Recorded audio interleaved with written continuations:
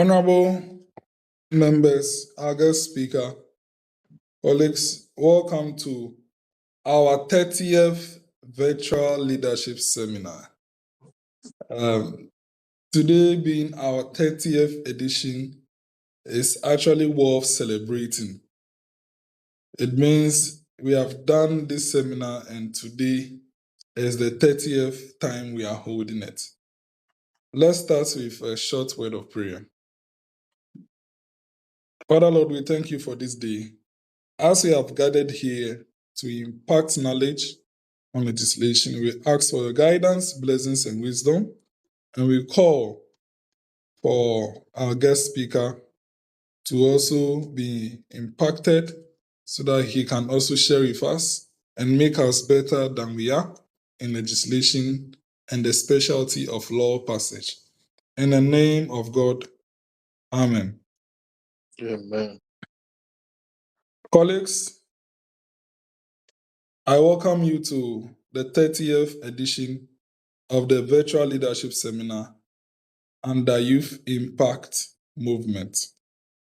I am John Samegashe, your host and Executive Director of Youth Impact Movement. Our guest speaker for today's edition is a very special man. And before I invite him to take the floor, I'm going to give him synopsis about Youth Impact Movement, Youth Impact Parliament, the Virtual Leadership Seminar Series, and also our last sitting that we held on Sunday. Then I'll introduce him and he will speak to us and deliver his seminar.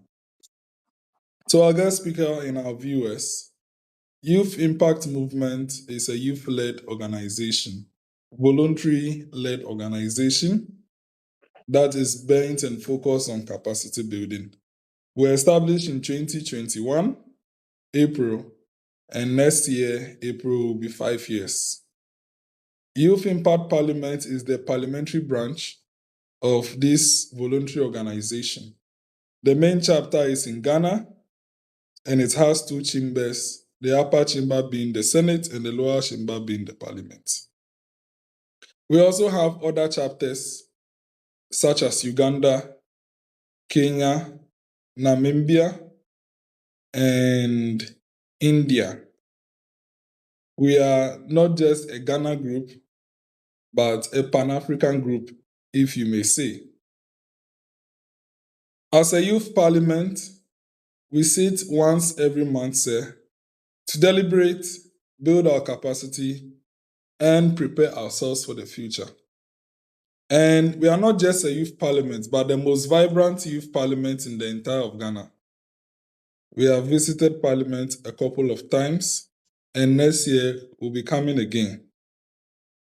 The Virtual Leadership Seminar is a seminar that is focused on bringing resource people to speak with us. And, due to technology, we are able to bridge the gap of distance. We are able to sit in the comfort of our homes and still hold very impactful seminars. We held the first seminar in January 2022. Was it January or February? I think the 20th of January or February in 2022. And our guest speaker, it amazes you that our first edition, we had Honorable Eric Edem Admana as our guest speaker. Yes. As of then, he wasn't an MP. And we had him as our first guest speaker for this edition.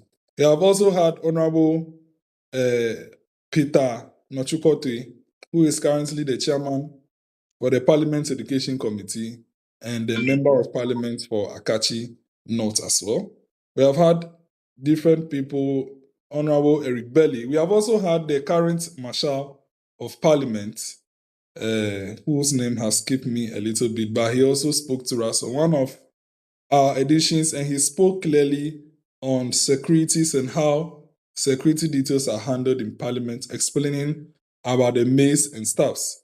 We have had so many so many. But may I say that your topic is one that we have not exactly had yet, because it's talking about the mastery of parliamentary language, practice, and procedure, which is to say that your lecture is not a repetition, but it is basically a focus area that we are coming to delve in.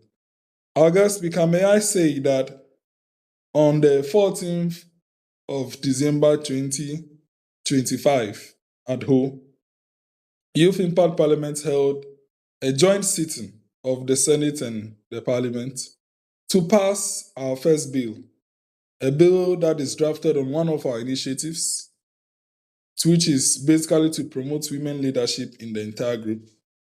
The bill was drafted with a template on one of the bills passed by Parliament of Ghana, and we have gone through the steps, and we are very happy that we have done this, because members here can attest to the fact that we have been able to have a feel of what happens in Parliament. But I can tell that most of our colleagues who were present there did not really understand the reasoning of some of these procedures, and which makes value for this particular seminar we'll be holding with you, sir. And we are hoping that from your seminar, you would have explained to us what exactly we did on Sunday, the 14th of December. So that is just a synopsis on our entire initiative. And I will now go ahead to introduce our guest speaker to us. And after the introduction, you have the opportunity to now interact with us. Colleagues, our guest speaker is a legal author, and he is also a distinguished Ghanaian lawyer. He is also a parliamentary professional with extensive experience in legal research, legislative process, and statutory interpretation. Over the course of his career in the Parliamentary Service of Ghana, he has provided expert support to parliamentary committees, contributed to the refinement of bills and subsidiary legislation, and advised members of parliament on procedures, drafting, and constitutional compliance.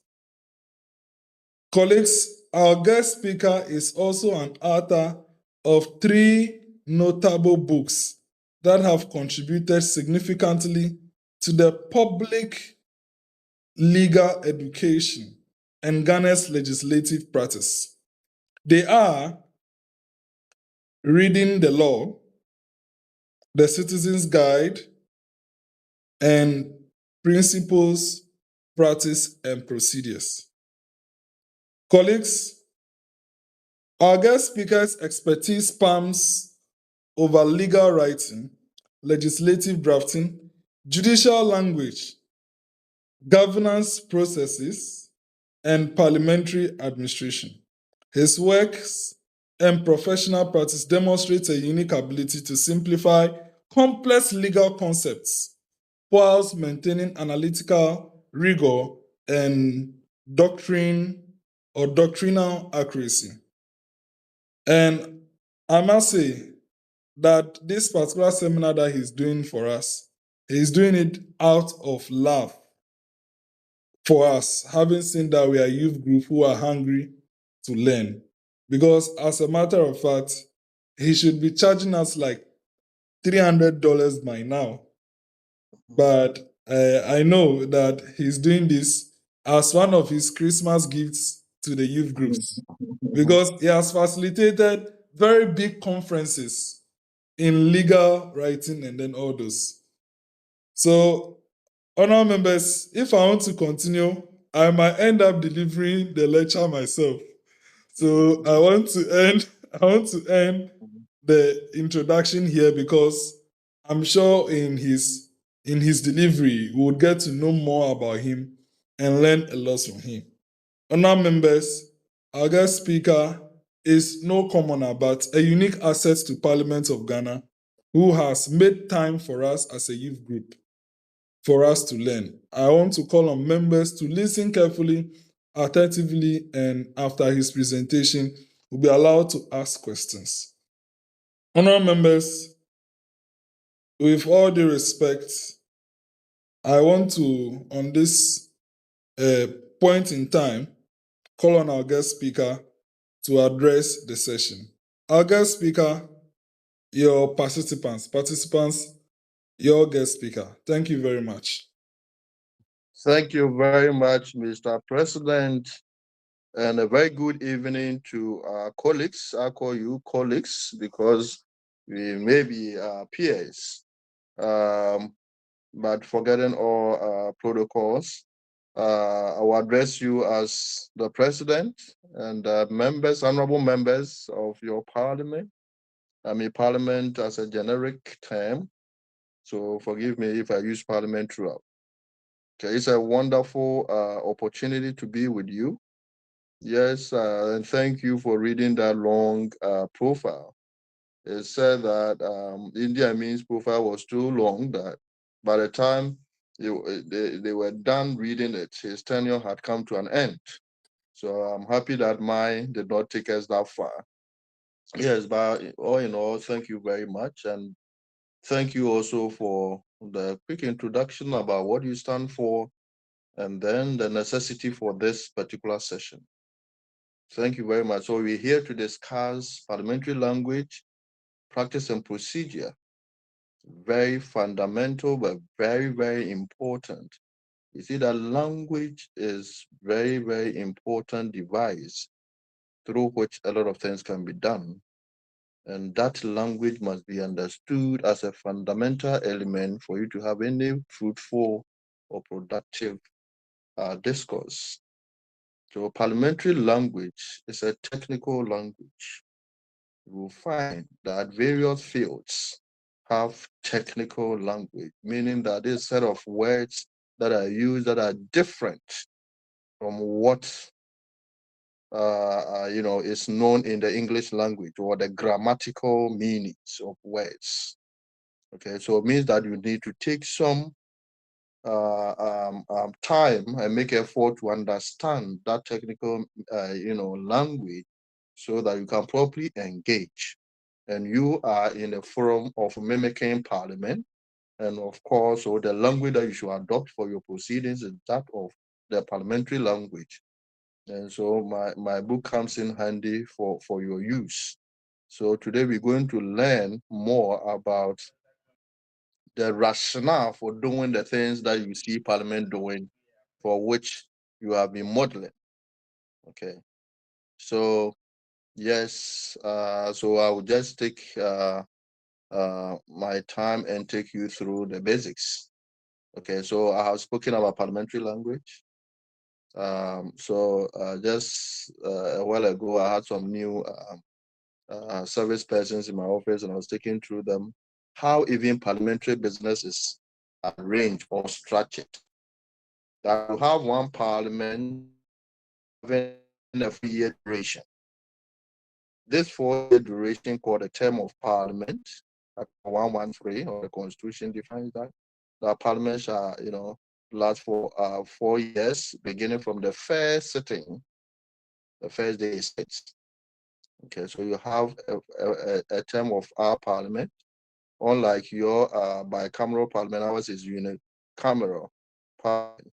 And so that 4-year term, within the 4-year term, parliamentary business is structured into sessions. So you have first session, second session, third session, and fourth session, which will end it.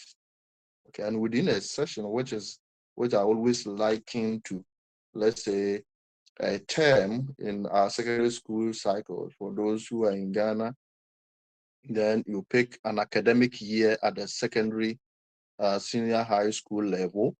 You will have one academic year consisting of 3 terms. So one academic year is equivalent to a session.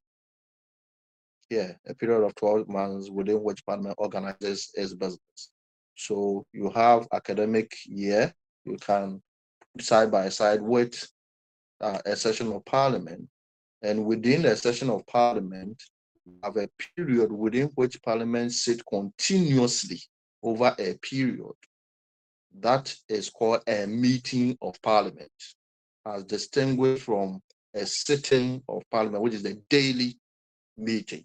So the meeting of Parliament, if I'm not being tautologous, then a meeting of Parliament is a period within which Parliament sits continuously, or Parliament holds sittings continuously over a period until it rises sine die, or until it rises and goes on recess.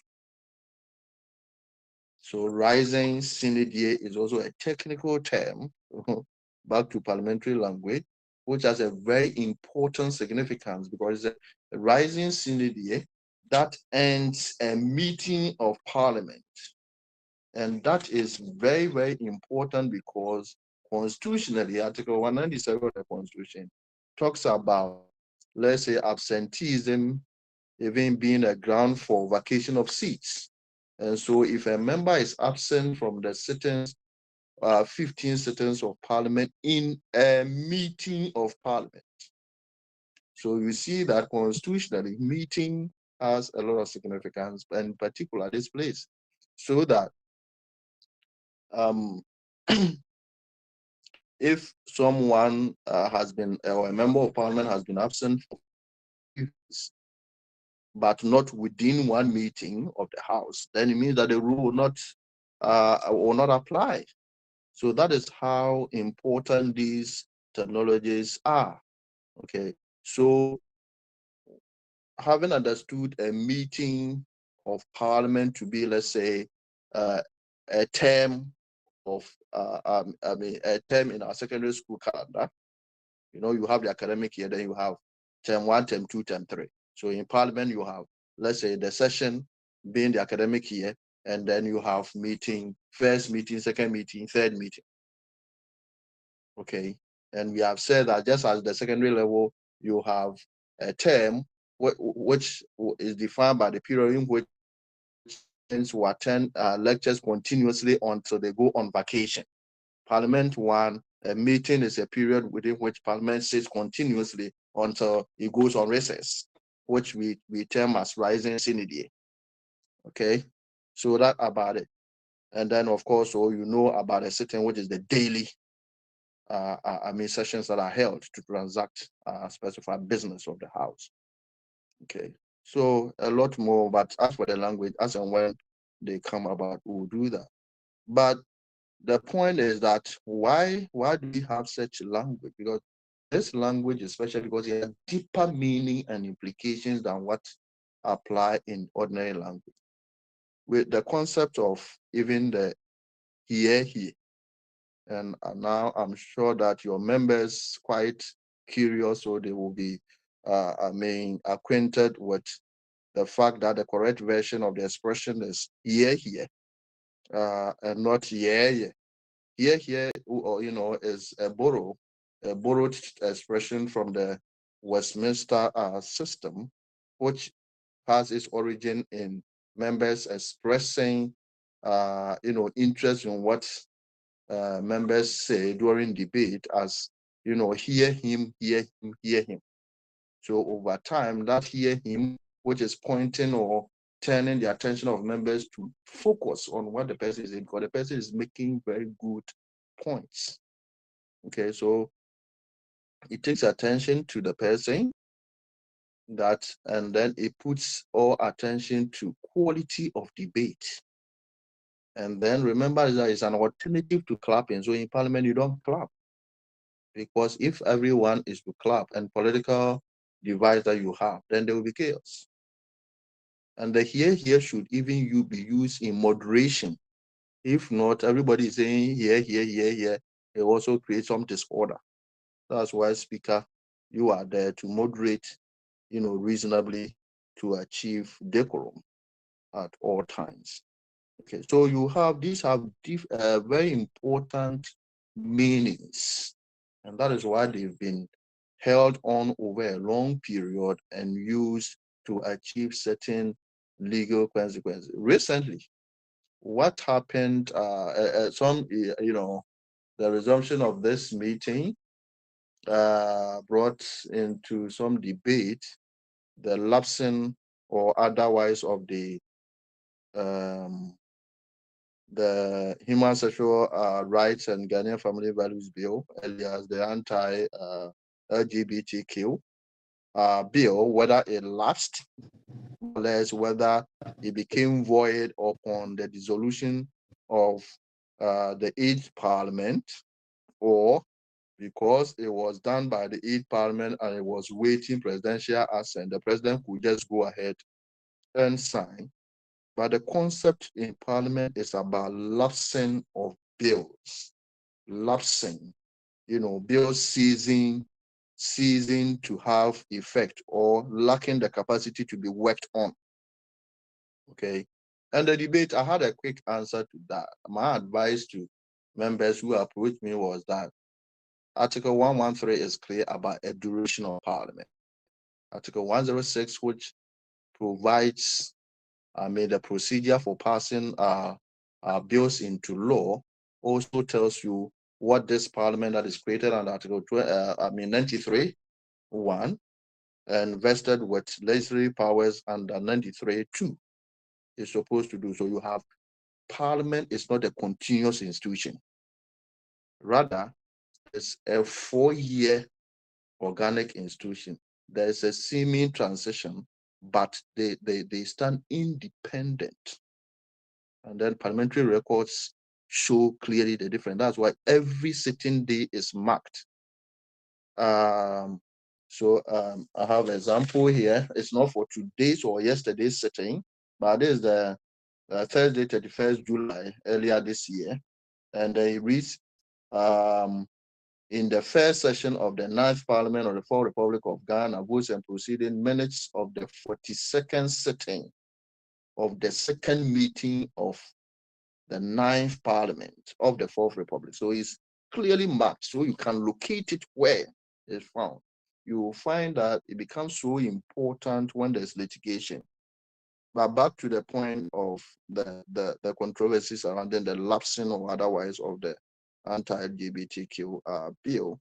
So Parliament is created to last 4 years.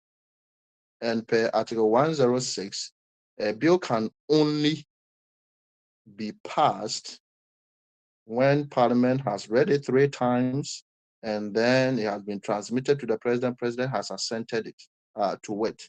Then that is the only time the process gets completed. And that is Article 106(1), and that is even affirmed by the decision in Richard Sky. Richard Sky, when he sought to even stop Parliament from proceeding to submit or transmit the bill to President for assent. The Supreme Court said that it was premature because it wasn't a law yet. And if you read Article 2, on the basis of which the Supreme Court's jurisdiction was invoked, it says that an act or omission. So whatever you want to challenge should have happened. There should have been a finality to it. Okay. So to the extent that Parliament could not act and pass laws and do other businesses within the 4-year period, the mandate they had, that means that whatever was before that Parliament is erased.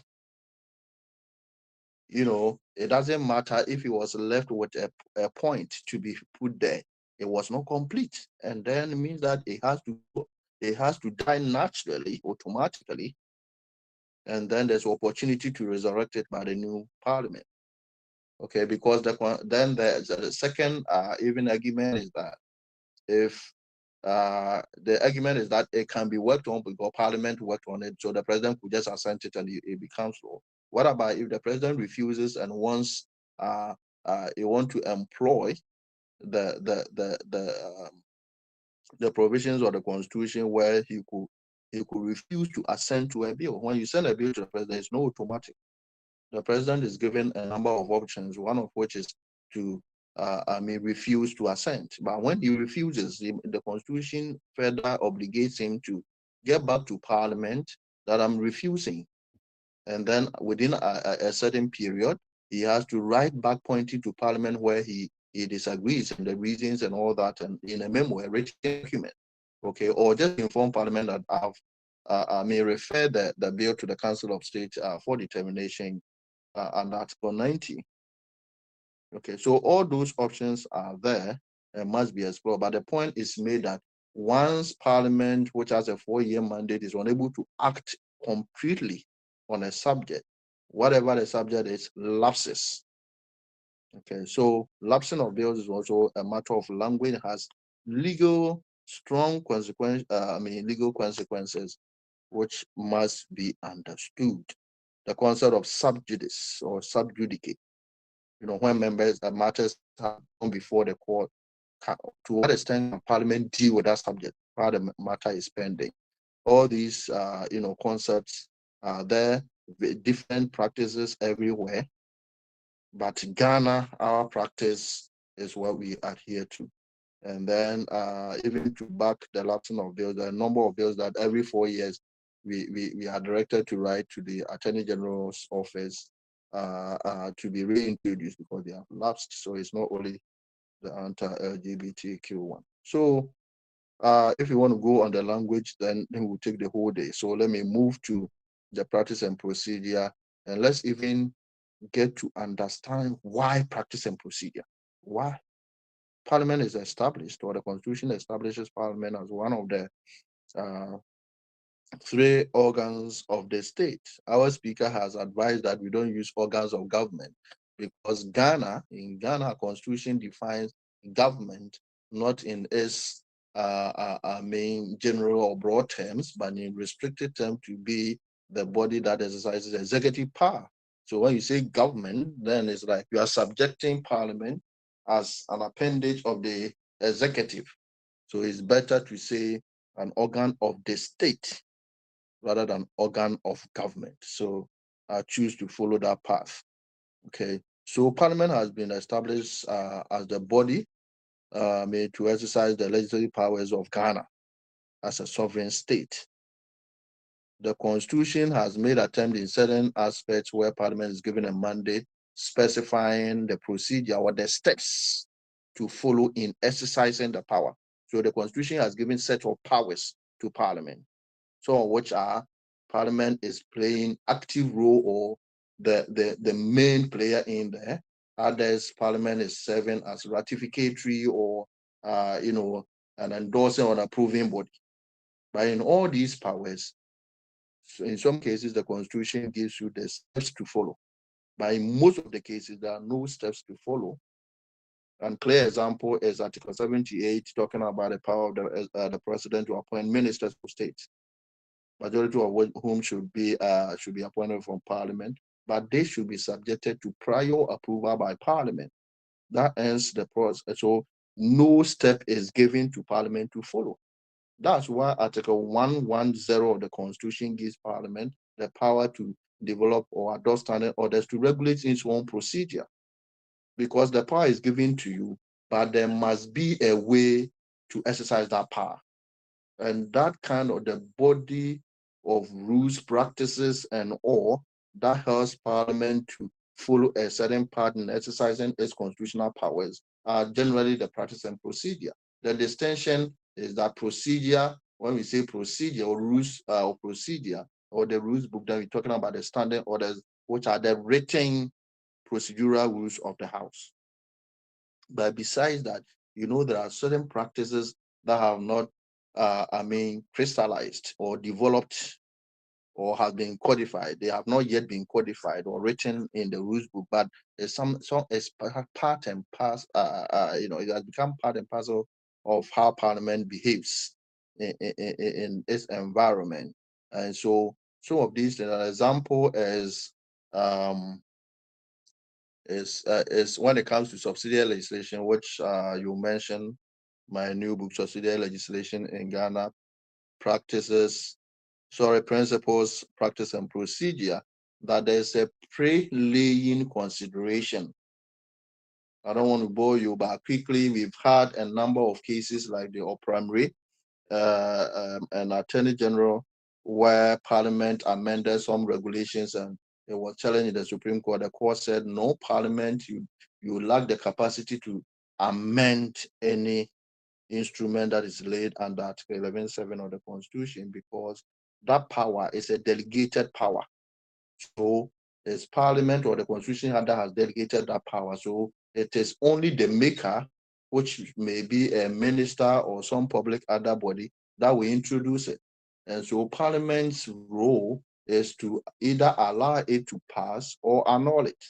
So these are just the two powers Parliament has when it comes to subsidiary legislation. I'm talking about constitutional instruments, CIs, legislative instruments, LIs, executive instruments, EIs, and bylaws of district assemblies for our decentralized unit.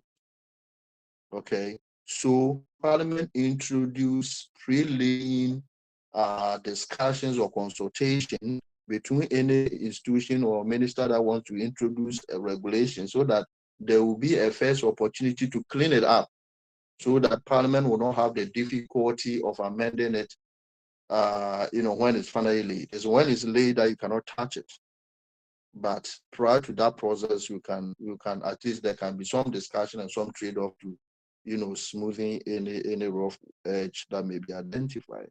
So that is part of it. There are no things that Parliament does that they are not written, but that is why you have, the institutional memories, largely, driven by the clerk to Parliament, feeding the speaker with some of the practices or precedents or, practices of the House that supports whatever is there to deal with issues that come up during debate in the House. So yes, so critically, we said that Parliament is established by the Constitution, and then the Constitution does not provide full rules to regulate how that power is to exercise. So the President procedure provide the detailed rules on how parliamentary powers are to be exercised. So that's one key point. And then also it's helping you to translate, or the practice and procedure, translate the constitutional powers or powers of Parliament into workable instruments. You break it down so that once you go to the process, you exercise it. So like a bill process, you have the right to make laws, and you make laws by passing bills into law. So you define the process, and by the time you finish the process, you will have exercised that power. So that is the beauty of practice and procedure. And it helps you to organize debate so that you can know who can speak at any particular time, and then how long can the person speak, and all those things. Motions, who can introduce motions, how should it be introduced, and all that. How do you deal with disorder in the House? How do you deal with disruption? You remember what happened recently, that the minority insisted that they're not going to move out, but they will insist during the budget consideration stage, they will not move, and they were making noise. Definitely, that is the disorder. Disorder is unpermitted. There are a number of rules, opportunities, tools in Parliament that can be explored to deal with protest or objection to things like that, including walkout press conferences and other things. But for you to hold Parliament hostage and say we will not go back, is clearly an illegality and should not be tolerated anywhere. And that's why the Speaker is giving powers to even order for a person who is behaving disorderly to be removed from the House. But I think in this particular occasion, they were overwhelmed, and the Speaker adopted a more tolerant posture. But they were able to go ahead. But that was not proper. It's not a proper way to deal with that. And practice and procedure also help to protect both majority rights and minority rights. That should be fair, making sure that everybody gets the opportunity to speak.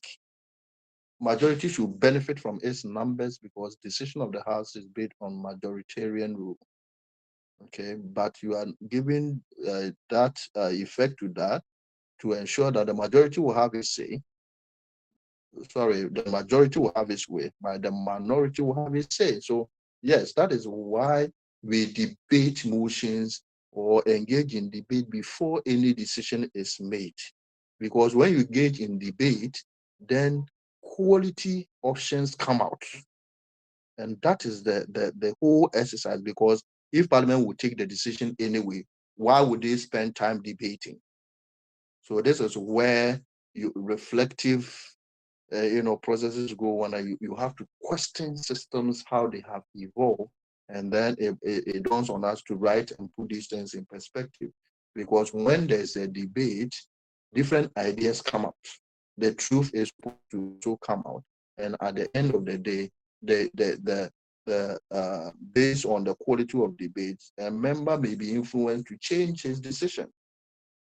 Okay, so it's a very important process, but you need practice and procedure to regulate who can speak. If the speaker does not catch, or the speaker's eye does not catch you, then you cannot speak. You don't just stand up and then you start. I'm sure that, Mr. Speaker, you have been facing some of these challenges during the sittings of the House.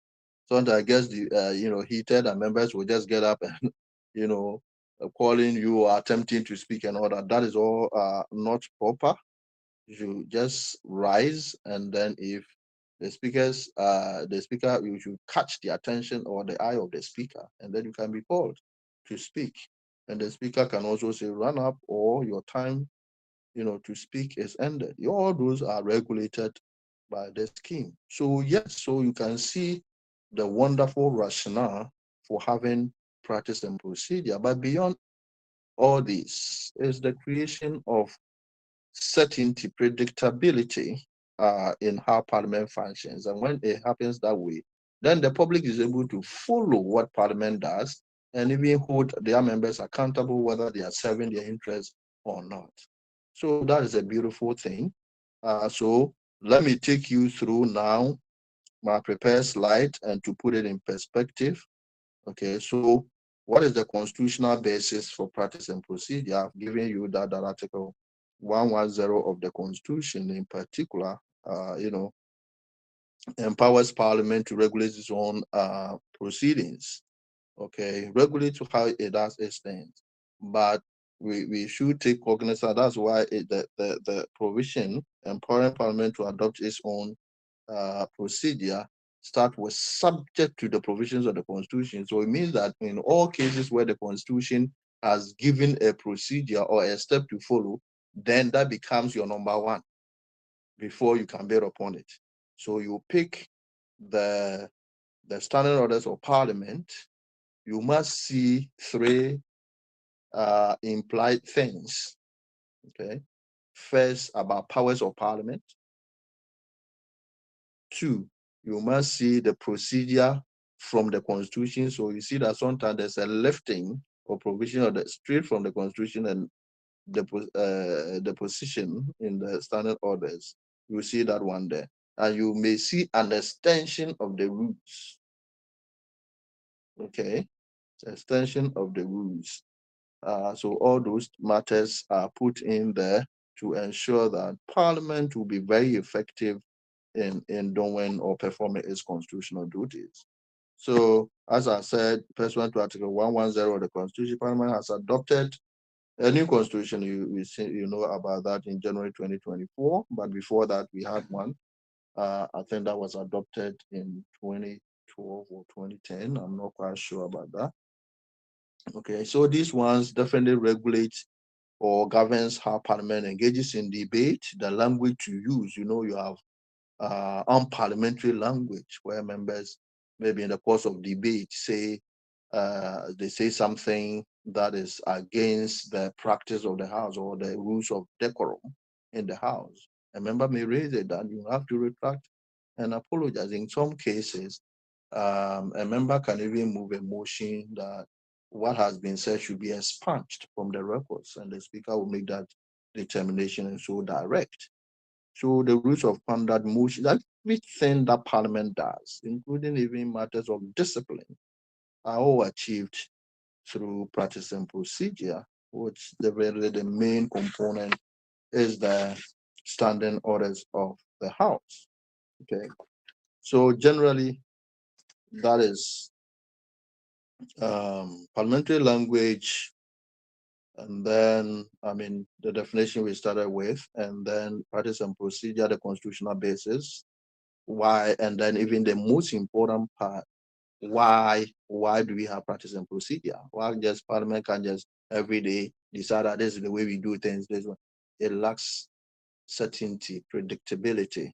There should be a predictable way to expect that things done this way. And that's why the Constitution, when it comes to even the judiciary, you have rules of court committees setting out the rules or the rules of procedure for the courts, for all the courts. You have the CR 47, which is the most popular for the High Court.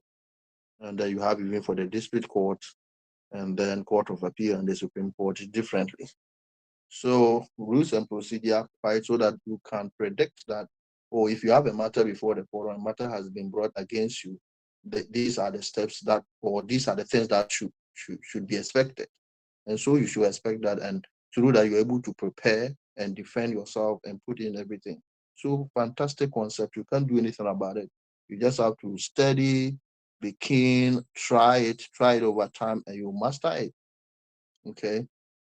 Yes. So let me take you a little back and then tell you about parliamentary language again, particularly talking about the book that has recently been launched by the speaker himself, Parliamentary Language in Ghana, the Citizens Guide.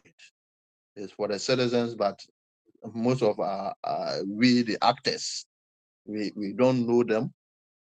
Sometimes we don't know them very well, but most importantly, we don't understand what they are, what they represent. And so that is why getting to understand it, knowing the context within which it's used, and knowing or having examples to guide you quite crucial. And that is how parliamentary language is done. So it's done to make parliamentary proceedings quite understandable, accessible, and meaningful to the ordinary Ghanaian, while promoting accurate usage, constitutional literacy, and respectful constitutional engagement. Parliament engages in productive discourse, not one that will lead to disorder and all that. Because it's through such a scheme that the truth emerges, quality options come up, even if they are not taken today, tomorrow they may be taken. So that is why Parliament is a house of records. Everything that is said there, you have the official report, detailing, verbatim, largely everything that took place, recording everything there. So to benefit from tomorrow's use. So in essence, my book on parliamentary language, tries to bridge the gap between Parliament and the public. Parliament works for the people directly. Parliament has the most extensive representation, 276 constituencies, or electoral districts have a representative here doing things for and on their behalf. So definitely the people must understand the language which you use so that they can better hold you accountable. Okay. And then it will help us also correct some common misconceptions and misused parliamentary expression. I talked about the yeah, which is incorrect form of the here principle. Try explains parliamentary terms within their constitutional and procedural context with examples, and ultimately will empower citizens to follow, interpret, and participate more intelligently in parliamentary discourse. Okay, so let's go back to practice and procedure. But here I will start with bills and end with subsidiary legislation. Because bills, that is of recent memory, so you will better appreciate it. Okay, so in Parliament of Ghana, there are two main bills that can be introduced. We have the government bills, and then we have private members bills. Okay. The difference or significance in the difference is just the power to initiate. Who can initiate it?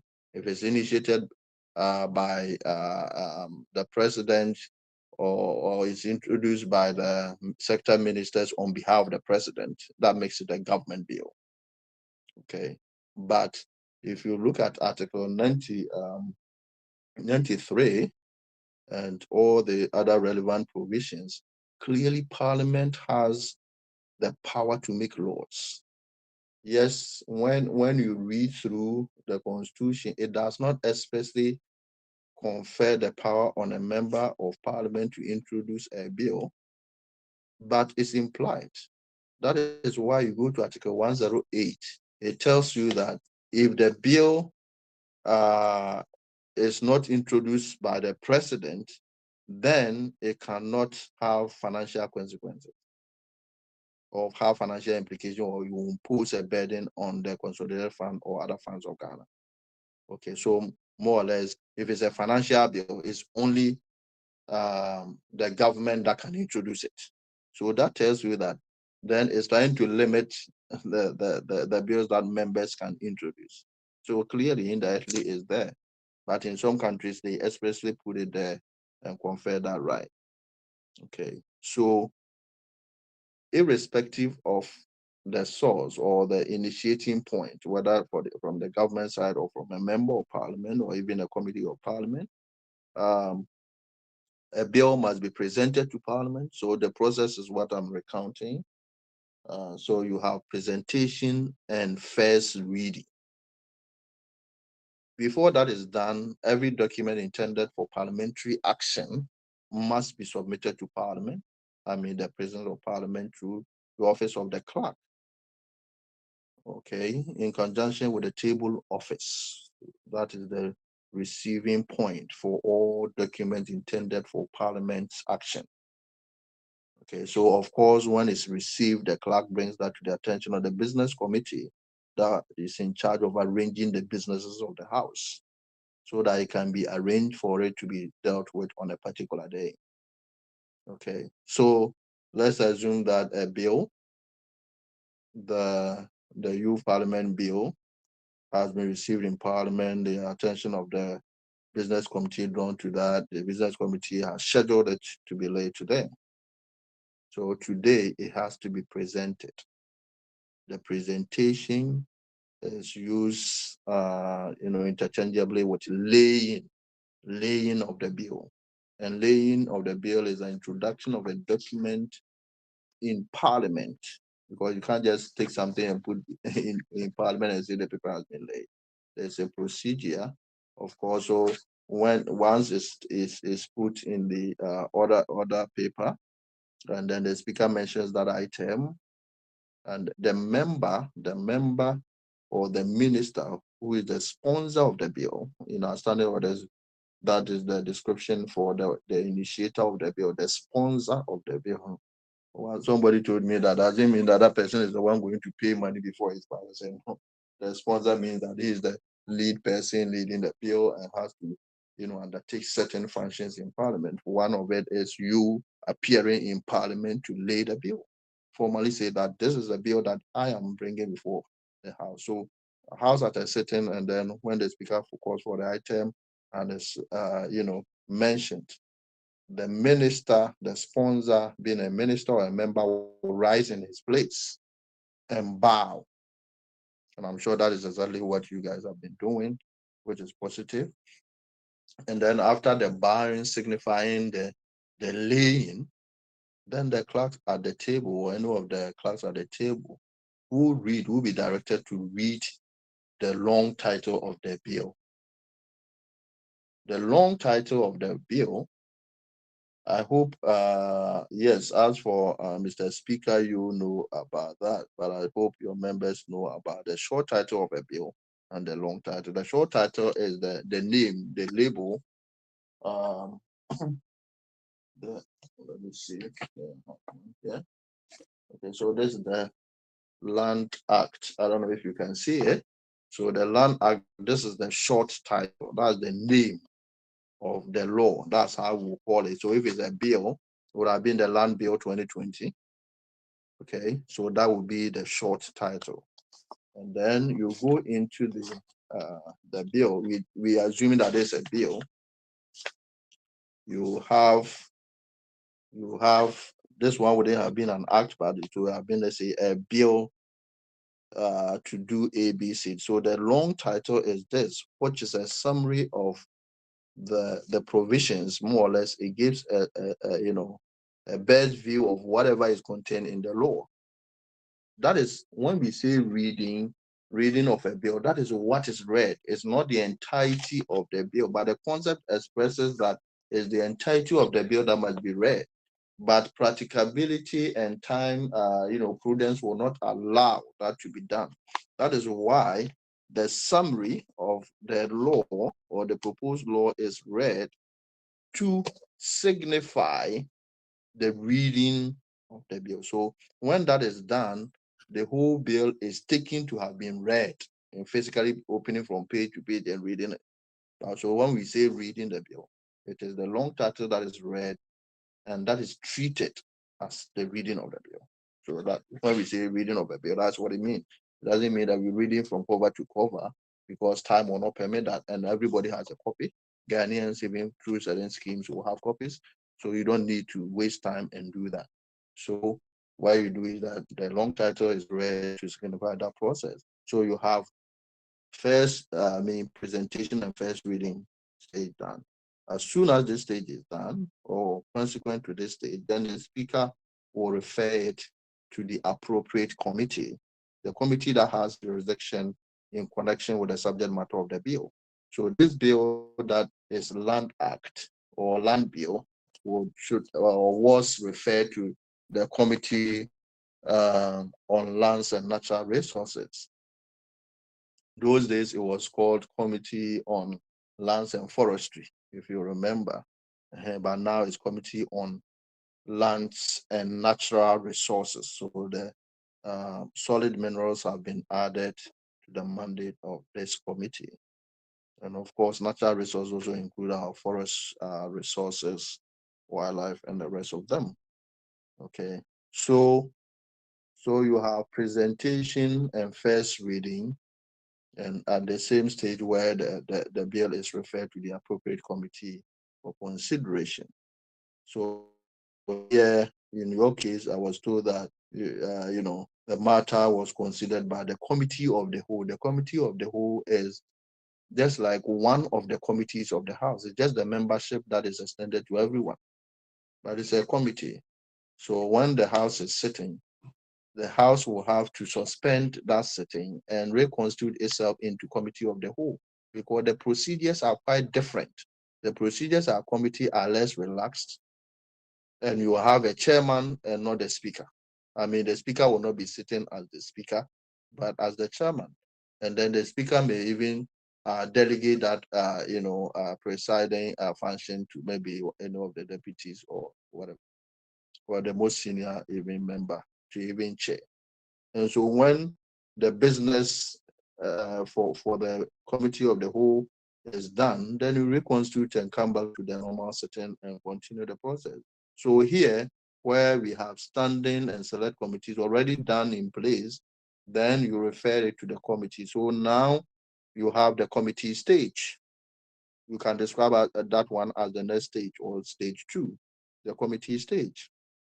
Okay, so at the committee stage, that is where the committee is given the mandate, okay, or the assignment to go and scrutinize the bill and report. So for consideration and report to the House. So the committee, as part of its processes and practices and all that. So when we're talking about parliamentary practice and procedure, it's not only for the plenary, but any subdivision of parliament, including committees, is also applicable. So the committee, in a more practical terms, will have to engage stakeholders, will have to publish to receive comments or what we call written memoranda, views, comments from the public. And sometimes we even hold stakeholder forum or platforms where people can come and speak to what they have read in the committees or even make oral presentations. And of course, afterwards, they have to reduce them into writing and submit to the committee, so that later when the committee sits to consider the bill clause by clause, the committee would have had its view, may have the view of the public or stakeholders, and incorporate or factor all those things when it's doing the consideration or its scrutiny or examination of the bill. So at the end of the committee's work, the committee will submit a report. So this report is signed by the chairman and the clerk to the committee and laid in the house. So of course, when it's ready, the business committee's attention will be drawn and it will be so scheduled. So, but it will stand in the name of the chairman of the committee, and it will be laid. So the report on the bill will be laid and distributed to the members. Okay, so it means that the third stage, it's not in any description, but we are talking about steps. Okay, so the third step here will be the second reading. Okay, so committee, so the bill was presented, laid in the house, and then read the first time, referred to the appropriate committee for consideration and report. The committee has duly considered the bill, scrutinized it, consulted, and done everything. And then what it thinks about the bill, it will report that to the House. And this report is distributed to members. So that paves the way for a motion to be moved by the sponsor for the second reading of the bill. And just as the way the first reading was done, the same way, but following the motion, the debate, the chairman of the committee will be the one to second the motion for second reading. And in seconding the motion, will now present the committee report.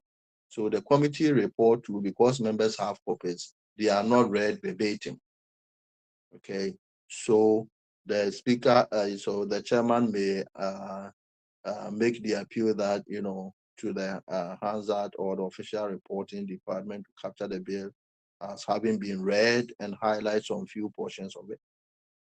Okay, so that the motion for second reading having been moved and seconded by the chair who has presented the committee report, then the debate on the principles, the pros and cons of the bill will take place. So here we are dealing with the principles. What is this bill coming to do? Do we even need it at all? If you remember the second debate on the Human Sexual Rights and Ghanaian Family Values bill, it was a tense one, debating as to whether the law should even be used to be that intrusive into the private affairs of people. Some will say that yes, if we need to preserve the values as a group of people, then we should be so interested. That kind of debate that is on the principle. Here, we have not moved to the content of the bill. We are dealing with the surface, the generality of it. This thing, is it good at all to proceed on? What is it coming to do? Don't we have any existing law to deal with that and all that? Okay. Whether it's even constitutional to do such a thing or not, they will all come to the fore, and debate will do that. So at the end of debate, the question will be put. And when we say question being put, that means that is decision time. There will be a voting. So if that motion is carried on, the majority supports that, then we'll go to the next stage, which is the consideration stage. So this is having agreed on the principle that the bill is okay, it's a good step to move, then, or a good step to take. Then now we want to ensure we now come to the detail, every clause, come and debate every clause and vote on every clause. Just that, so when every clause is called, and then the speaker will ask whether there are any, proposed amendments. Sometimes some of the proposed amendments are advertised, so members will have full knowledge of it and prepare either to support or to, disagree with that. But if there's none, the speaker will still ask whether there are any proposed amendments. If there are no proposed amendments, the speaker may put the question, because it has to be voted upon. But if the speaker realizes that maybe for about 10 clauses, a bill, the provision of provisions in a bill are called clauses and subclauses. Okay, so when it comes over, you take every clause as a whole, so one clause at a time. He realized that there are no advertised amendments or a number of them. He can put all of them together and call for the vote or put the question on all of them, maybe clauses 1 to 30. If he says that there's no amendment, then we say that, those who are in favor that clauses 1 to 30 should be made to stand part of the bill, say aye. Those against, so no. And then if it's carried, then it will be agreed to, they move to the next one. But where the advertised amendment or even members are allowed to make extempo amendment or propose extempo amendments, then it will be debated. And if it's agreed to, it's adopted. If it's agreed to, then it's rejected. Okay, so that will be done till the end of it. It is at the end of the bill that now they revert to the long title, because you will see that sometimes there may be some amendments that will vary the summary that was given. You might have to introduce something or take something out. So that one would also be considered, and where amendments are proposed, that will be adopted or maybe rejected. And then that's the last thing that is done. It's just like you are writing your abstract of your thesis or maybe a term paper. Of course, you have to finish the whole work before you can give that quick summary.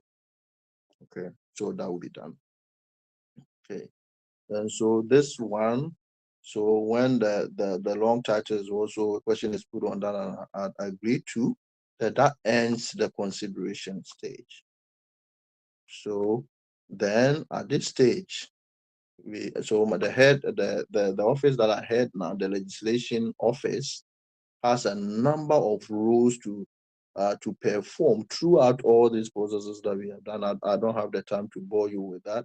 But at this stage, what the new standing orders require is that my office will incorporate the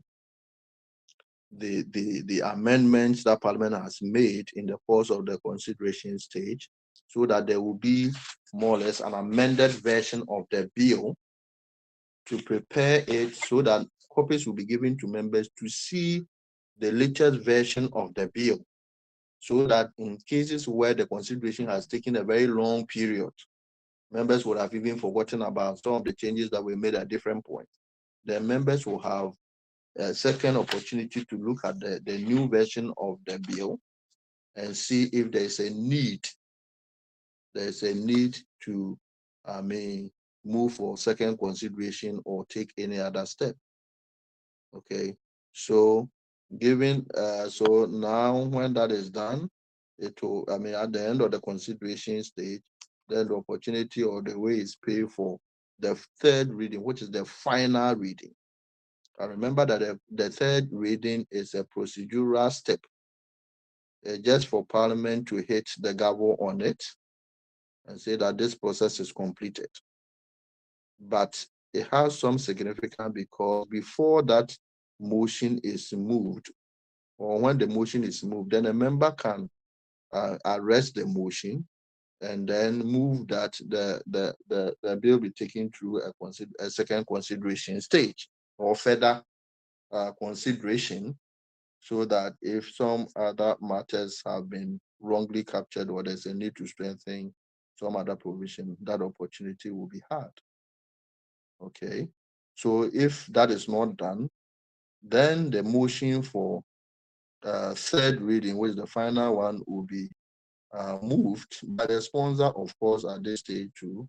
And then there won't be any debate, because that's why I said it's procedural, just the procedure requiring that. But because there's an opportunity to arrest and move for further consideration, that is why it's there. And then that signifies the passing of a bill by Parliament. At that stage, it's still a bill. So my office, what we do is that now, when the process ends or Parliament passes a bill, then we'll put it in a form.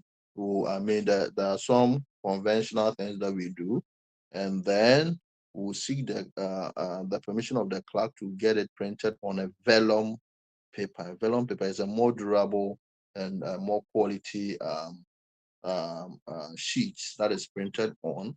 we do about 8 copies, which by the Interpretation Act or by law, we're supposed to submit the original acts when they are signed into law, or when they become an act, sent to certain offices, including the office of the president, the speaker, the chief justice, and the rest of them. So when we have incorporated all the amendments and it's printed on the vellum paper, that gives us the original copy of the bill as passed by Parliament. So if it's ordinary bill, a bill other than a financial bill or money bills as called in some jurisdiction, then the clerk to Parliament will authenticate. The clerk to Parliament is the scribe for Parliament. Okay, so official matters or document going from Parliament should be signed by him. So out of that mandate, he authenticates or tells you that this is the original or the right copy that Parliament has passed. So he will make that authentication a proof that that is the right copy of it, and then we'll send it. There will be a portion for the president. So it will be a letter will be put on it requesting the invitation or inviting the president or informing the secretary to the president to invite the president to assent to the bill. But of course, that will be the tenure of it. But the invitation to assent means that he can also refuse to assent and of course he has it's available to him all the procedure the constitutional options that he can employ. But when the president assents to it, then it becomes an act of parliament. So the original copy is obtained. The seal of the president or the presidential stamp is not kept at the Flagstaff House. So you have to go to the National Investigations Bureau (NIB) for embossment of the presidential seal, and that gives you. And then when we come back, we give it an act number, which is done serially. So now you come to my office, we have a list of, let's say, all the recent acts that have been passed, and there, so we know that the next one will follow. If I can see well, it's 1151 that we have, so the next one will be 1152. That's how, just continuing the counting, and then we'll put that. So that becomes the original copy of the act, the new act. So that is not the ones you buy from Assembly Press and elsewhere. And what is printed is not the original. Hello? It's not the original. We are keenly following, sir. We are keenly following. Great. Thank you for that. Yeah, so when we have the original copy of the act, the new act, and we have added or endorsed the new act number or the act number. Every act of parliament has a number. That's why when you see this one, this is the one that will be printed for the general public. This is not the original copy. So you see that you have Act 1036. That becomes the alternative or the short form that you can refer to. By any time you are writing the law, you write it in full, Land Act 2020 Act 1036, so that in subsequent reference to the same act, you can say Act 32, and then it's referable. Okay. So when that is done, then we write to Assembly Press that this law has been passed, duly assented to by the president, and so the Constitution requires that it must be gazetted again. Possibly, I skipped that point when we said that the law requires that before you introduce the bill, ordinary bill in Parliament, you must gazette for 14 days before you introduce it, unless it's treated under certificate of urgency. I don't want to confuse you with that. So we can have another session where we can do more detailed discussion about all the nuances there. But when you're introducing it, ordinarily, you must gazette it. Then when it has been passed by Parliament, assented to by the president, processed, and it's ready, the new law must also be gazetted. And I have an article and a couple of articles relating to Parliament that I will share with your speaker so that can be shared with you. I've written, I write a lot with one mentee, Goodnav Labi, no Goodnav, good luck, Jonathan. So we have questioned ourselves, what's even the relevance of the publication of bills in the Gazette? Because I'm sure, Mr. Speaker, have you seen a copy of the Gazette before? Um, The Ghana Gazette, have you seen a copy before? I wouldn't say not well, but I think so. But maybe you got it maybe when you were doing other transactions like change of name and other matters, and not because you wanted to see one. So it means that Exactly. that's an obscure constitutional document. It's supposed to be the reference point for me communicating to the public. And it has even for a law, so a matter even goes to a court and you are telling the court that a certain law exists. The proof is traceable to the Gazette. It's a very important instrument and has even more functions. But it will surprise you to note that it's even just the law, the short title that is stated in the Gazette. So what is to inform the public? It has no information. So when the Supreme Court in which case in the case that Section 43 of the Narcotic Control Commission Act was challenged, the Parliament inserted the power to to be given to the Minister for Interior to authorize the growing of marijuana for medicinal purpose. There's somebody challenges, I think that is Manan versus Attorney General, that Parliament, acted in excess of its powers when it inserted that provision, because that was a dramatic change in events. The country had never allowed that to be done, and that was the first time. So it was a drastic policy change. And so it would have been proper, or per Article 106 of the Constitution, it should have been in the explanatory memorandum before Parliament could have done that. And I've written to question that decision, though the Parliament acted right. But when the Supreme Court annulled Section 43. But luckily, Parliament did the needful by going through that process again and amended that provision. So it's now still a good law or a good power for the Minister for Interior to grant the power for cultivation of marijuana for medicinal purposes. Okay. And also, sir, the issue about Gazette, I've also been following the Parliament of Kenya, and I realized that very important sittings of the Parliament of Kenya are being gazetted. For instance, removal of office by impeachment of a governor or deputy governor, it usually comes to the Senate, and they gazette it. They gazette the date for the sitting, but I scarcely see such notices from Parliament of Ghana. Yes. Yes, so we don't have that, but it's all because so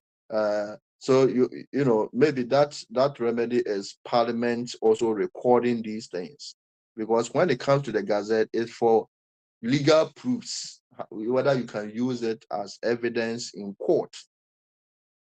Okay, but if parliamentary record is kept in also in a formalized way and can be used in court, then that becomes an alternative.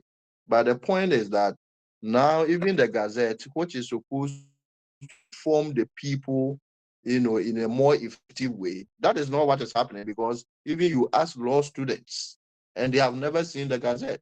As those who are married that went through, that process. If not, they have not seen Gazette. They don't know how it looks like.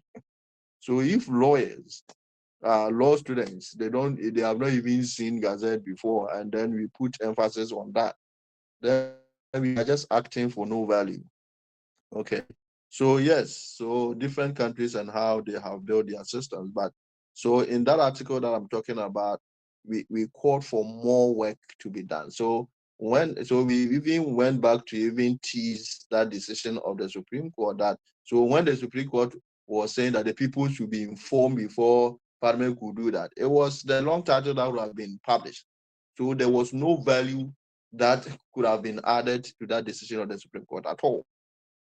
Because in any case, it's just the long title, and the long title will not show which session was, coming up, But if the whole thing is published, then it's made accessible. I'm not sure that you walk to even any news vendor point or a newspaper vendor point, you can get a copy of the Gazette. You can get, you see.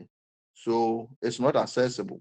That's why Parliament has built its own system. So because the Assembly Press, the Assembly Press, the name Assembly was because we started calling ourselves National Assembly. So it was Parliament Press.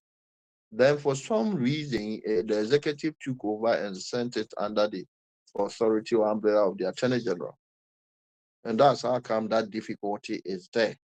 So now Parliament seeing the difficulty created by them, Parliament now within 7 days, when a bill is laid in Parliament, within 7 days, my office will ensure that it's published on Parliament website. The full text is published on Parliament website, and people have free access to it. So you can make use of that too. So you go to Parliament website now, you have copies of all the bills that have been laid, but that should be credited to Honorable Alban Sumana Kingsford Bagwin. And that is the value you get when you are very experienced hand in the House, because he has lived it all, knows it all, has experienced all the external environments, and then opted for that. So that has become a very good cushioning. So for Shege reasons, any bill that comes, you go and download it and have it there, because we have another difficulty with the Assembly Press. When they print the final copy of a new law, they omit the explanatory memorandum. And the explanatory memorandum has high educational value, because that will tell you about what gave birth to the law. So even when it comes to interpretation, trying to discover the meaning, the proper meaning of ambiguous or unclear terms in the law, it is that side that you refer to. Okay. So for educational purpose, you need the explanatory memorandum. But when you have a copy of the bill, likely it comes with the explanatory memorandum. So you always have. So the scan copy is always available on Parliament website. So that can be explored. So quickly, let me take just about 5 minutes to deal with subsidiary legislation. Okay. And that is where I have also another recent book there that I recommend strongly for every honorable member on this platform, and then all your branches or your colleagues elsewhere. And the same concept can be replicated even in other countries. And then if some funding can be secured, that I can even also assist in consulting for that. Okay, so having seen or the elaborate process, or you pick Article 106 to Article 108, Article 107 talking about, Parliament cannot pass a law to change the decision of a court. Okay, and then you cannot also make retrospective legislation or making a law to impose a burden or some liability on persons for their past actions. Okay, definitely that is not allowed. But at the actual process, the power to make laws, generally flowing from Article 93.2 and then 106.1. Okay, and then the Constitution giving the procedure, and Parliament has built into that procedure. Like I said, the constitutional procedure is adopted hook, line, and sinker, and then other parts are joined in by Parliament to strengthen that. And that is why the standing orders is there. But even beyond the standing orders, we've seen that our present procedure go beyond what is written. There are other practices that also inform how Parliament do what it does. Okay. So you have that. So quickly we go to subsidiary legislation. So what is subsidiary legislation? It's a broader term, or it's a generic term for constitutional instruments, legislative instruments, executive instruments, bylaws, directions, and all those kind of laws that are made by way of delegated lawmaking powers. So the Constitution, I always cite Article 52 of the Constitution, where the Electoral Commission, having been given the power to conduct elections and prepare electoral roll and the rest of them, is given the power to exercise its powers by way of a constitutional instrument. Okay, so this one is not Parliament that has delegated the power. Parliament is the supreme lawmaking body, not sovereign though, but that's the main body. But the Constitution sometimes will take that power and give to another body. Example is what I've shown you. And when you look at my book, all the delegated powers under the Constitution have been set out there for you. And then you see and which ones will even require to be laid in Parliament and all that. But let's go through the process.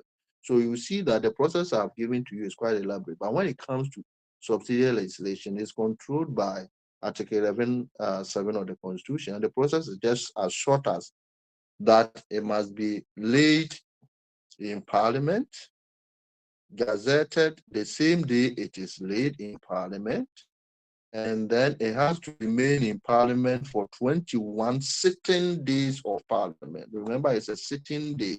So you can just lay it, and if Parliament is not sitting, you just continue to count days. It's only the days that Parliament sits that you count. So when it's laid, it's gazetted the same day it's laid, and upon the expiry 1 days of Parliament, automatically it becomes law. So if Parliament doesn't do anything, it becomes law, and that's what we call negative resolution. Some countries, they have the positive and the negative resolution. Positive resolution is where Parliament must vote to approve it or disapprove it. But this one, Parliament may choose not to do anything. That is why sometimes you see that the Committee on Subsidiary Legislation will report, Parliament will adopt the report before the law, or maybe it will be left with maybe 5 days to achieve the 21 sitting days.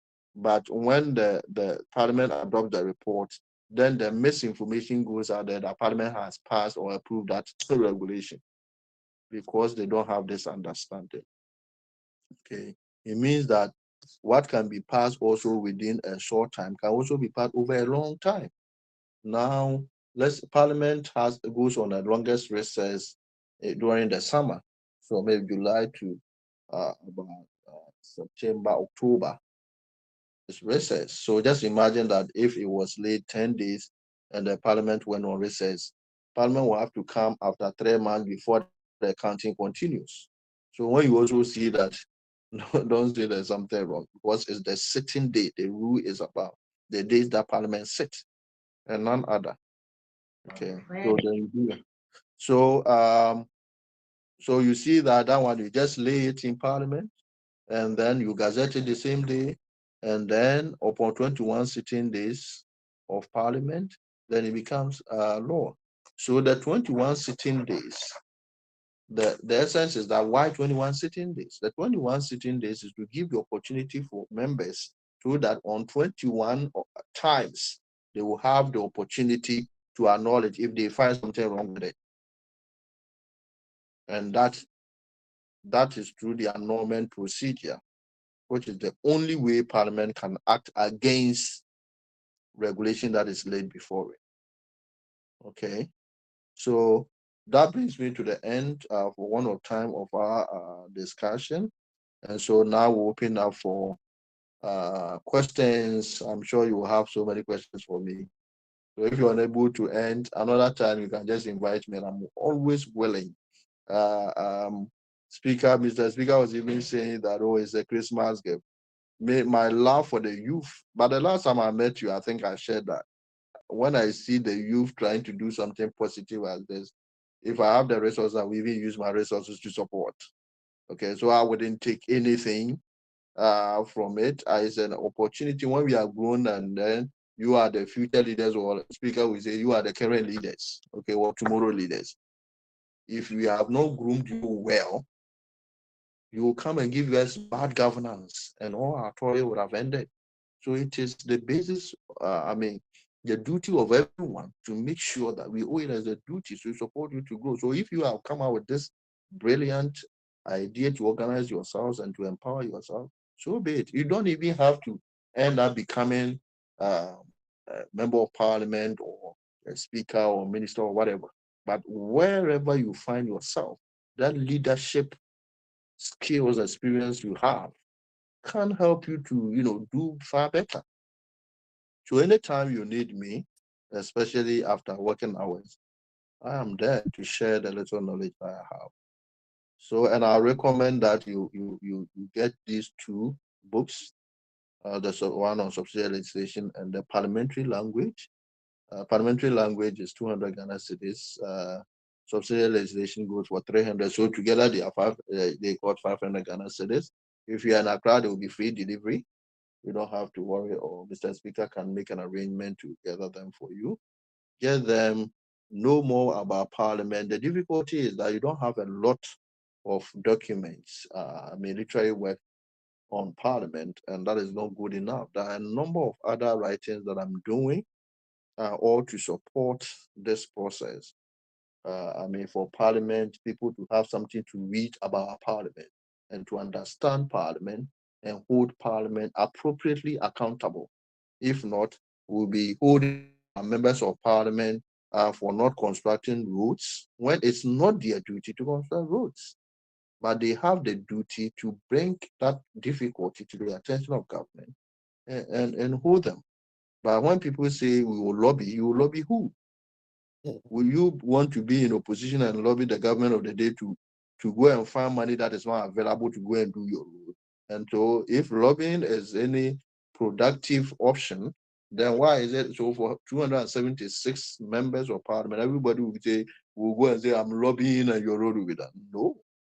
So if you give a professor of maybe engineering a first year law student question, he will fail, or you are giving a wrong paper. So it's good that we identify the paper that must be given to our people so that we can appropriately assess. Thank you very much, and I'm your hands, Mr. Speaker.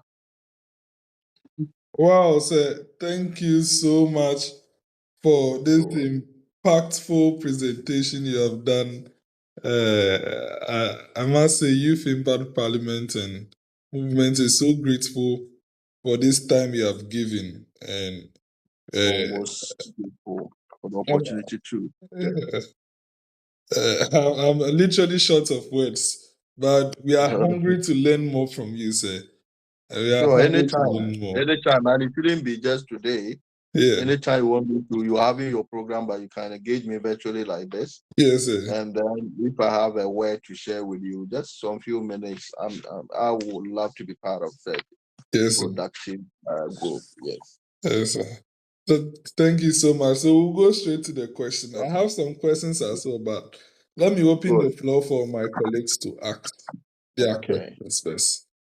So, colleagues, the floor is now open for questions you have to Mr. Benjamin Tachie Antiedu. Antiedu.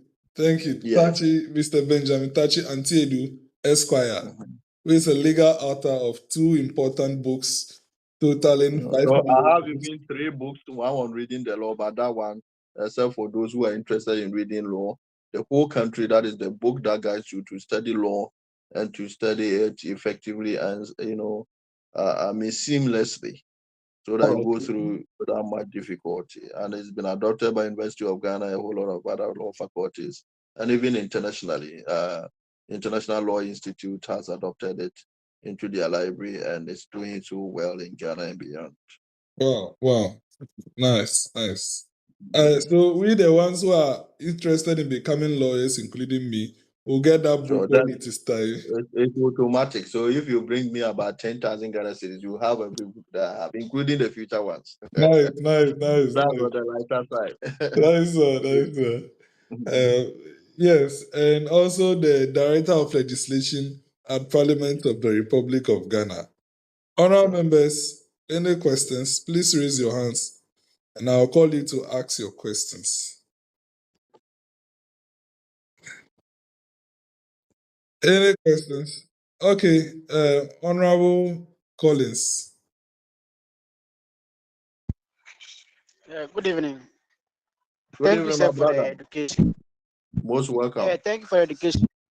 You are welcome, brother. Please, I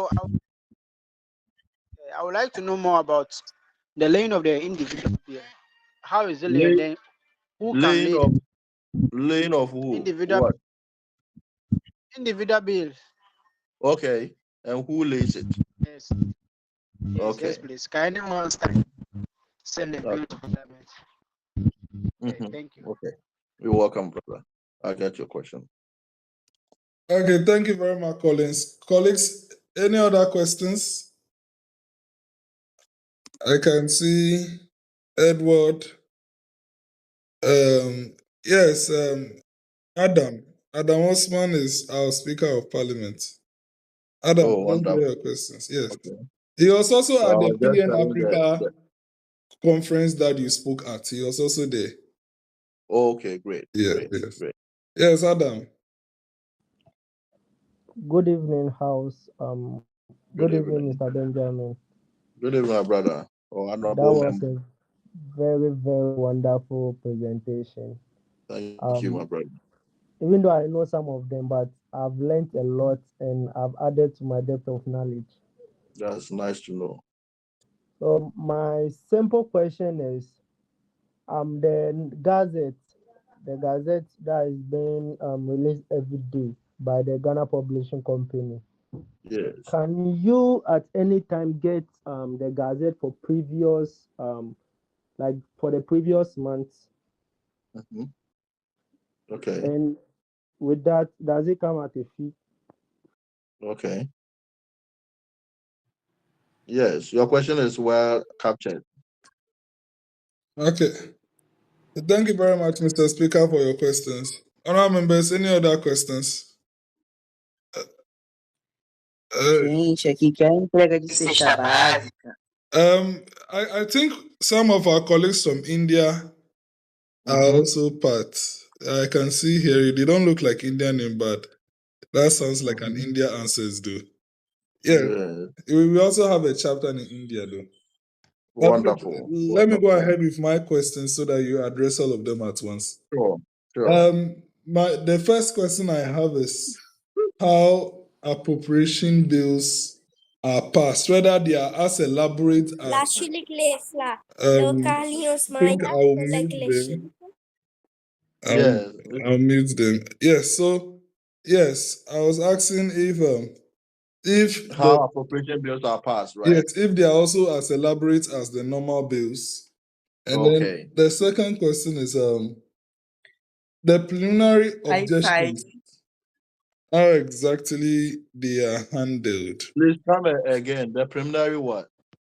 How the preliminary objections in Parliament are handled, and where exactly are they relevant for MPs to lay preliminary objections? Okay. And the third one is does your department handle draft all private members' bills that are passed in Parliament? Oh, okay. So these are my questions. Okay, wonderful. So maybe this one, maybe take this one before we may move to the next one. So the first question from our brother is, how is laying or how can an individual MP lay a bill, or how is a bill laid in Parliament and who lays it? Okay. So yes, we're saying that a bill is laid or presented to Parliament by the sponsor, the one who is sponsoring it. So if it's a minister who introduced the bill as a government bill, then it is that minister that will lay it. Sometimes the minister may not be available, and then some delegation or maybe some other person might be allowed to lay it. Okay, particularly another member of minister will be allowed to lay it, or the deputy minister may be allowed to lay it in Parliament. Okay, yes, but if you recall, laying of a bill in Parliament entails the sponsor rising in his place, Okay, when the item is called, he will rise and bow, and then the clerk at the table will read aloud the long title of the bill. So that is how a bill is laid in Parliament. For the laying of any other document, is the same thing. The title of that document will be read after the rising and bowing. Okay, so that is how you signify or you show that the document has been properly put before the House. Before the House will have jurisdiction to deal with it. Good. So the next question is on Ghana Gazette, whether you can get all previous Gazette to buy, or you can procure that, and whether you must pay money to do so. Yes, you buy, you can buy. They are available there. You buy at a cost, Assembly Press, and I'm tempted to believe that they will have copies for whatever year you may be interested in once it has taken place or it has been produced. Okay, so you can get some to buy. I'm sure that if they don't even have it readily, they can print it for you.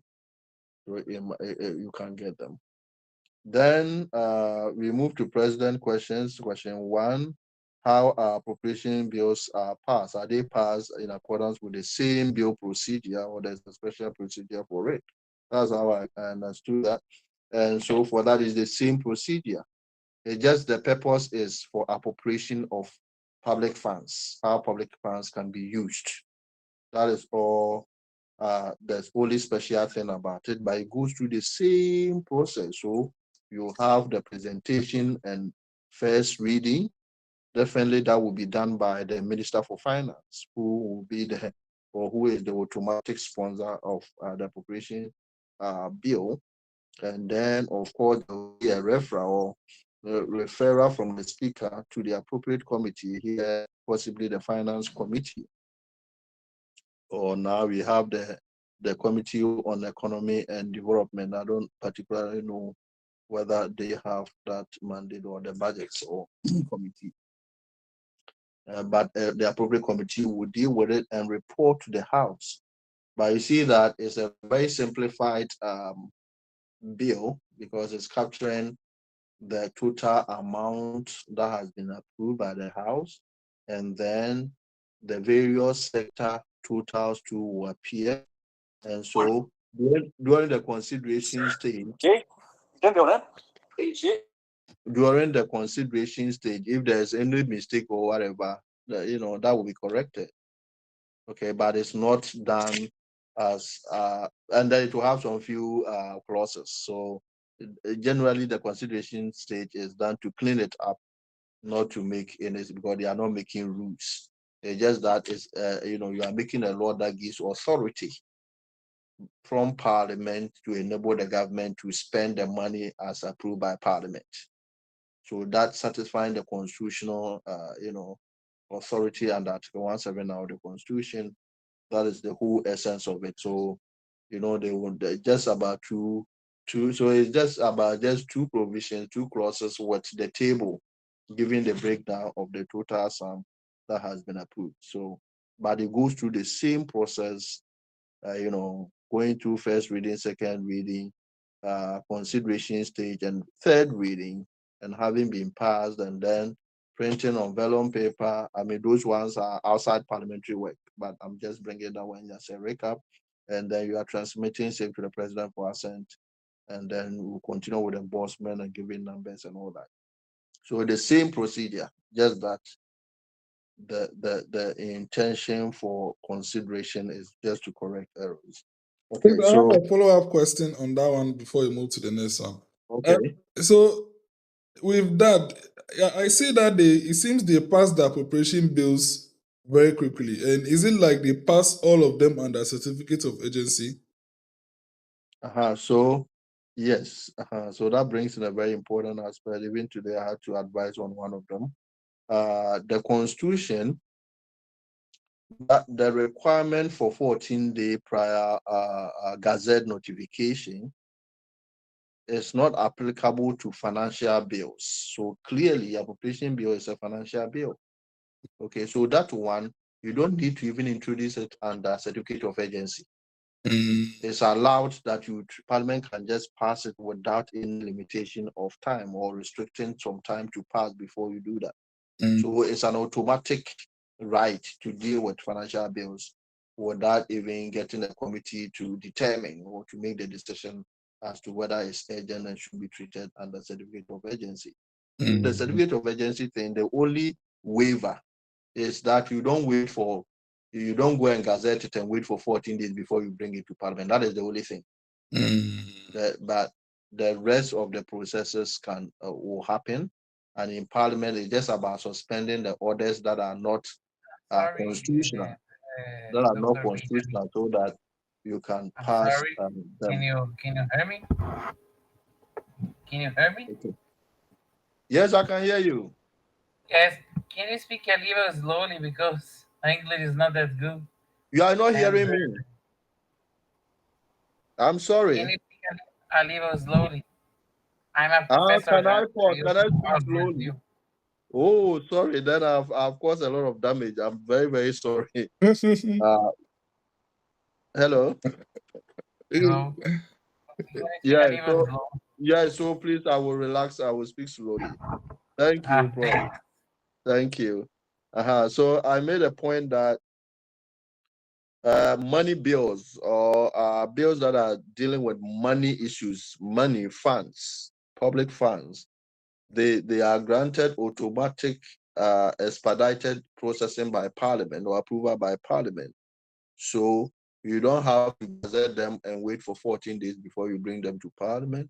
You can lay them to Parliament through the same process, and then Parliament, if leadership agrees to that, then they will take them through the processes in a day or in a fast form, because the process is just procedural in nature. Because I'm saying that it's only bills are given that elaborate procedure, so that what becomes law is highly scrutinized before it comes out. But this one, Parliament has already approved the economic policy of the government, and then gone ahead to approve every head of estimate.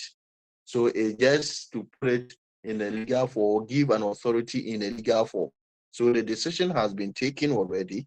You are just, giving a legal authority for the president to spend. That is why it passes like a speed of wind, because there's nothing to, hold, because you are not now going to, raise the point that the money given to, let's say, the Minister for Interior is bigger or smaller. No, the decisions have just been taken, just about a form, giving it a legal taste, giving it a legal authority, because that's what the Constitution requires, that no public fund can be spent unless with the authority of Parliament and an act of Parliament.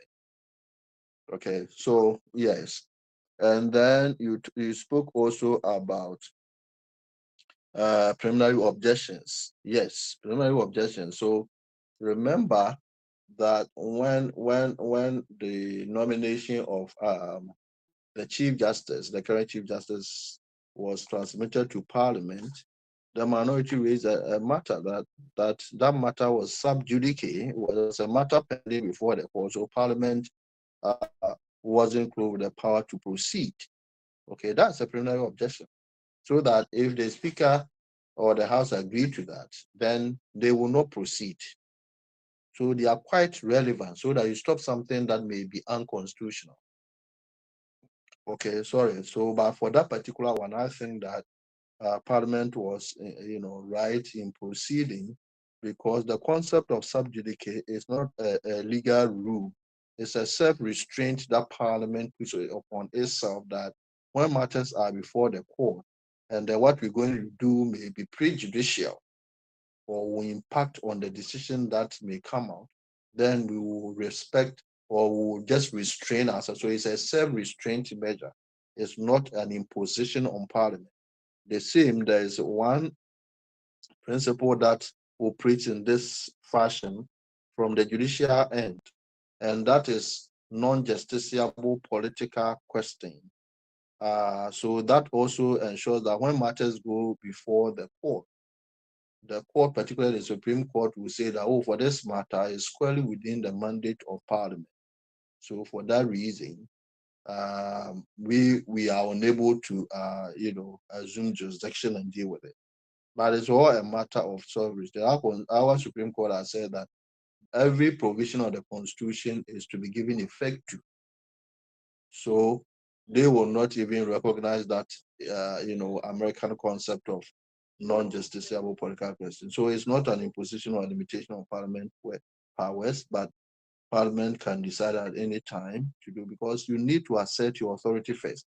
So what about opening the floodgates so that the mere fact that somebody has gone to court should stay Parliament? Then when budget is going to be raised, somebody will just institute a suit in the Supreme Court, and the Parliament cannot act. That will also mean that your authority is undermined, and if you cannot survive, you can also Gente, desculpa incomodar, mas que vídeo é esse do Benjamin? have the ability to protect the jurisdiction of another organ. Okay, good. So if I may proceed to the last question, that is about whether my office, the legislation office,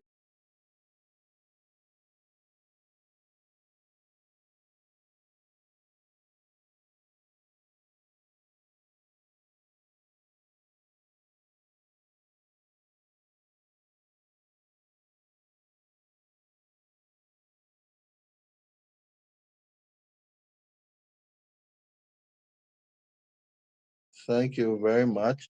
So the last question is whether the legislation office, which I heard, processes all private members' bills, or also process all private members' bills. As I said, so Parliament, all bills, the office, so we have two different or two similar offices dealing with bills. We have a legislative drafting office. It's also a different department. Then we have the legislation office. So the drafting of legislation is about writing of the proposed law, the bill. Okay, so that one, the writing of it is done by that office. So a private member wants to introduce, or a member of Parliament wants to introduce a private member's bill.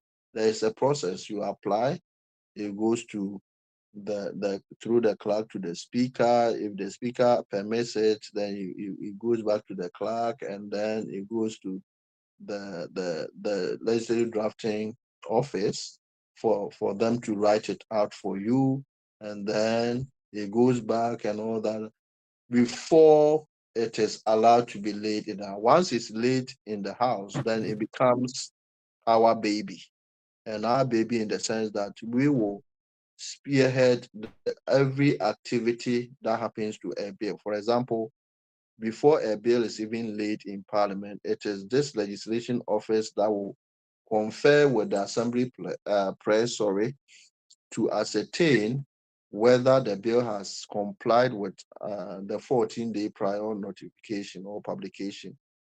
Okay, if it's an ordinary bill. So that is number one.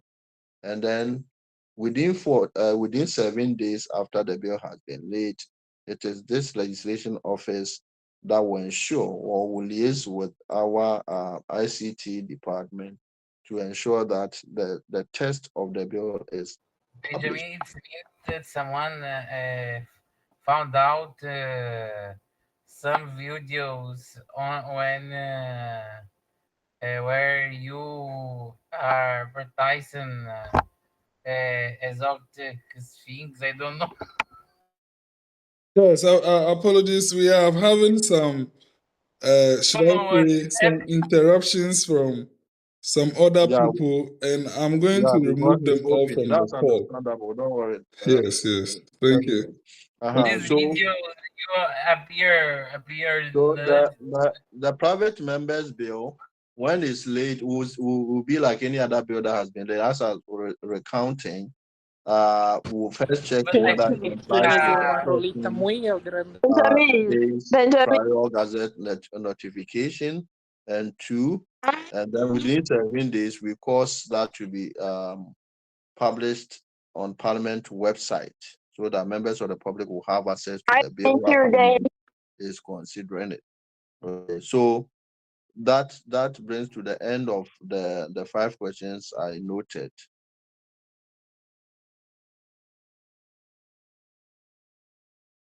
Yes. So, Clear. Mr. President, I'm in your hands now. Yes, thank you very much. I think the presentation has been so good, and then I just hope we can subdue this.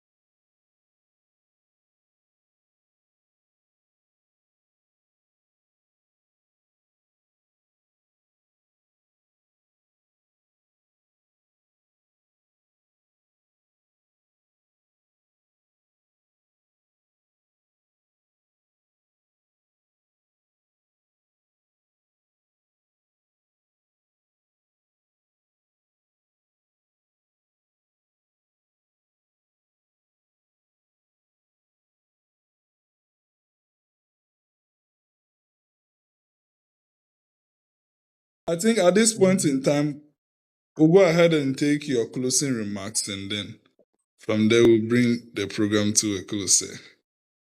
So you want me to give the closing remarks? Yes. Okay, wonderful. So just expressing Maria, o seu my tá delight, diferente. Quem foi excitement que comeu isso? to share A my sua mãe, views with aquelas you on vagabundas. parliamentary language, Guys, practice and please. procedure. These are Let fundamental the things that Benjamin affect you. speak.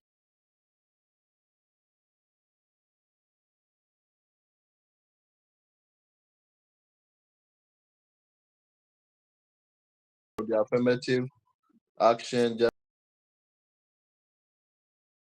by the youth. Congratulations on that. But now you have seen the process as you followed is what pertains in parliament, and you try to model everything that is done in parliament. And then, so I've had exciting questions, very intelligent ones, and we touched on laying of bills and who lays it, and then, availability of Ghana Gazette, and then how you procure one, the matters on how appropriation bills are passed, how preliminary objections are made, and whether they are relevant at all, and how private members' bills are processed and passed in Parliament. So there's an exciting platform for me, an opportunity to engage you, our tomorrow leaders, and then just to commend you that this is a wonderful thing that I pray that you go far and far and far, reach more continents so that together we build a very formidable youth to take over the reins of government tomorrow. Thank you so much, sir.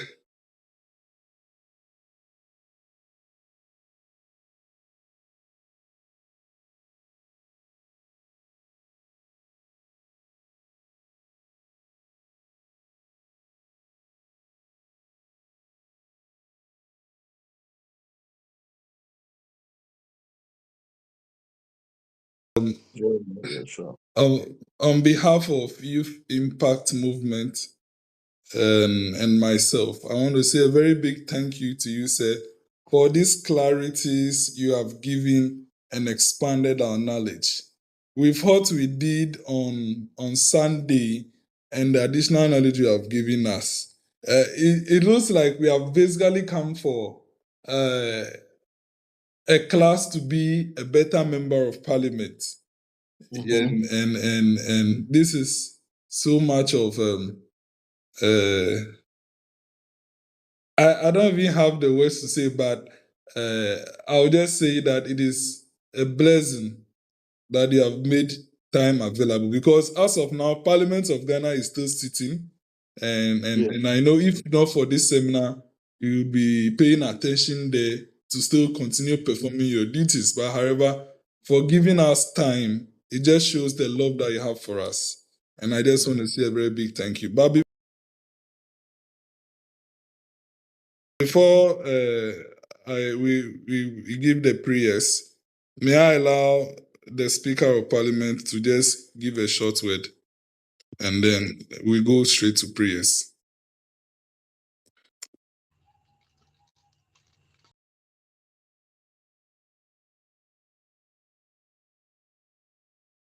Um, okay, so first of all, I want to thank the Almighty Respect God for Mr. a Benjamin. successful We must virtual respect leadership him. seminar. And I want to thank Mr. Benjamin for taking time from his Respect busy him. schedule to educate us on parliamentary language practices and procedures.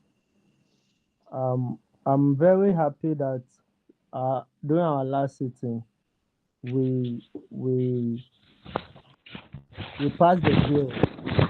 So I believe the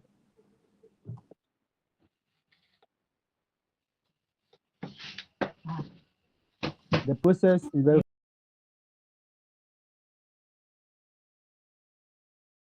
I believe the procedures are very fresh in the minds of our members. And Mr. Abe,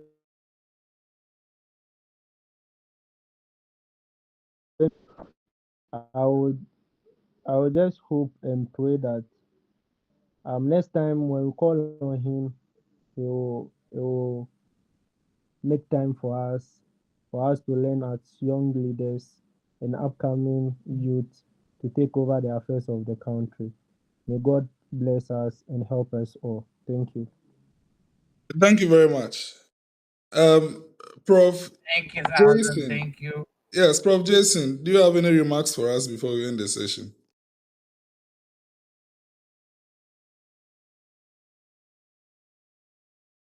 Prof. Jason from is it UFBA? Okay. If you don't have any remarks, then once again, may I thank Mr. Benjamin for the human job he has done today, for sharing this information with us. Honourable members, just a quick information. Mr. Benjamin has 2 books available for us, one on subsidiary legislation, and then there's another one, and they are going for the cost of 500 cedis in total. So, honourable members, he said he will share his slides as well with us. When he shares it, we'll have an opportunity to look at it. Honourable members, on 26th of December. Yeah, Mr. Speaker. Jones, before you conclude, I want to ask if we can get a copy of the new standing orders of Parliament. Yes, it's true. I would ask him. Because with the old one that we have, and I don't even know whether they have updated their app, because it seems they still have the old one on the Parliament Watch app. So I'll ask him. App. Yes. Abi use that app too. Yes. So I'll ask him about it, and if they have also updated the copy over there. Yeah, so we'll be having our 4th annual general meeting on Friday, 26th of December 2025. And I call on members to participate in that annual general meeting. And also,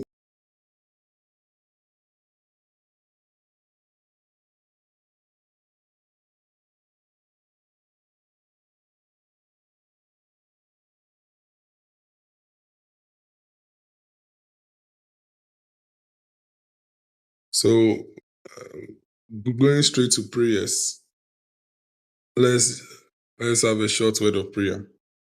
Father Lord, we thank you for today, as you have been able to help us through a successful 30th edition of the Virtual Leadership Seminar. We call on you to enrich us, and for our future seminars, we call for your control and then guidance for our guest speaker, and also stop the intrusion by unwanted guests. In the name of God the Father, the Son, and the Holy Spirit, thank you. And our members, good night.